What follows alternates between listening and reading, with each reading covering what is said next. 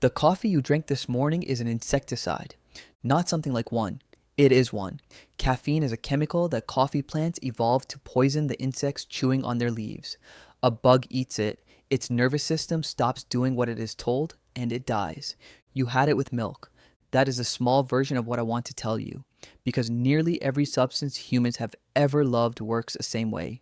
Nicotine, cocaine, morphine, none of them were designed as a gift for you.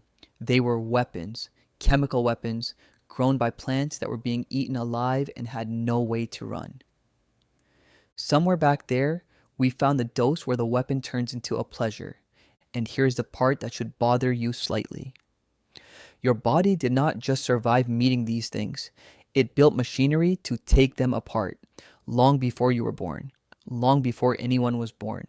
So, why is there a door in your brain that a poison knows how to open? This is not a coffee problem. Every human society we know of has found something to change how it feels, on purpose. Beer before writing existed, tobacco before the wheel. In a dried up lake bed in Utah, archaeologists found tobacco seeds sitting in an ancient fire pit, and the material around them dates to roughly 12,000 years ago. That is the oldest evidence we have, and it pushed the record back by about 9,000 years in one go. A leaf, a berry, a fermenting fruit, something. Every continent, every era. People who never met each other and never compared notes. That is not one culture picking up a bad habit. When a behavior is that old, that consistent, and that widespread, biology usually has something to do with it. So the real question stops being why some people get high. It becomes why every version of us always has. To answer that, go back further than any of it, about 10 million years further. Researchers took one of the enzymes in your body that breaks down alcohol and rebuilt its ancient versions. They traced it backwards through tens of millions of years of primate history, one small genetic change at a time, and tested what each old version could actually do. And they found a moment where everything shifts. A single mutation, roughly 10 million years ago, that made the enzyme about 40 times better at handling alcohol. Researchers think they know why. Around that same time, our ancestors were spending more of their lives on the ground. Fruit still hanging in a tree contains almost no alcohol. Fruit that has fallen and sat there for a few days is fermenting. The animals who could stomach that had a food supply the others had to walk past. So the change stuck, which means that long before farming, long before brewing, long before anybody did this deliberately, your body already knew what to do with alcohol. Now, back to the plants, because I told you they were building weapons and the evidence for that is better than you would guess. Nicotine is not a flavor. It is a nerve agent for insects. It jams the signal between nerve and muscle, and a caterpillar that eats enough of it simply stops being able to move.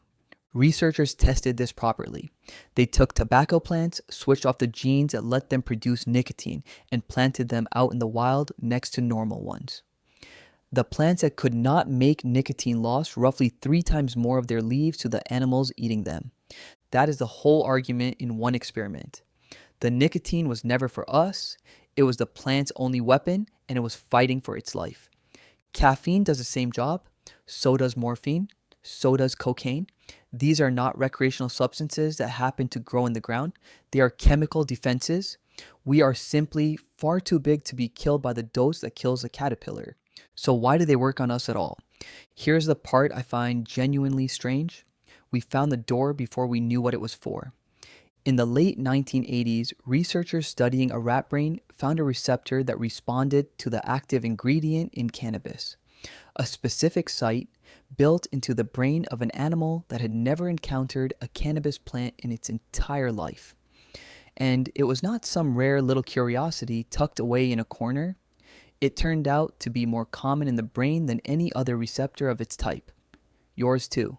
Which raises an obvious and slightly unsettling question.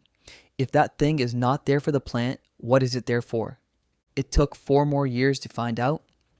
In 1992, a team working in Jerusalem identified the molecule your body makes for itself, the one that door was actually built to receive. You produce it constantly. It helps manage appetite, pain, mood, and memory. It was never about cannabis at all. And the same thing had already happened with opium. Researchers found the receptors first, then went hunting and discovered that your body manufactures its own painkillers to fit them. So the plants did not invent anything. They stumbled onto a shape your body was already using and copied it closely enough to get inside. Which leaves one last question. And here I have to be straight with you, because nobody has settled it. Why do we go looking for this? Some researchers argue there is no mystery. Your reward system exists to make you repeat things that keep you alive: food, warmth, company. These compounds skip the cue and press the button directly without you having to do anything useful first. Others argue the seeking itself was useful, that plants which changed how people felt were also medicine. They killed parasites, dulled pain, and kept people moving when they needed to keep moving. A species willing to experiment on itself finds things worth finding. And some argue we are overthinking it entirely, and this is a side effect. An accident of owning a brain complicated enough to be interfered with. Nobody has closed this argument. And the reason nobody has closed it is that the behavior really is that strange. It appears in every human society ever recorded, and we still cannot agree on what it is for. But one thing has changed, and it matters more than the argument does. Everything I have described, your ancestors met in small amounts, wrapped inside something else. A fermenting fruit is mostly fruit. A tobacco leaf is mostly leaf. The dose arrived slowly, buried in food, and it took real work to get at.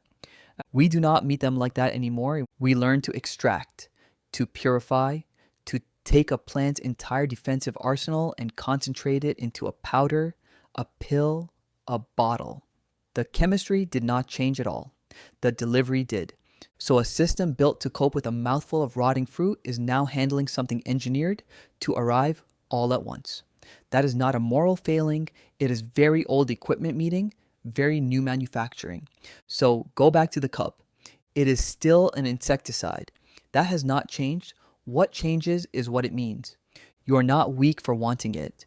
You are running chemistry older than your species, in a body shaped by millions of years of eating plants that were quietly trying to kill whatever ate them.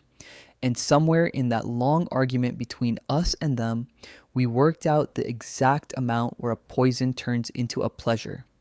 The plant was only ever trying to defend itself. We just turned out to be a great deal bigger than a caterpillar.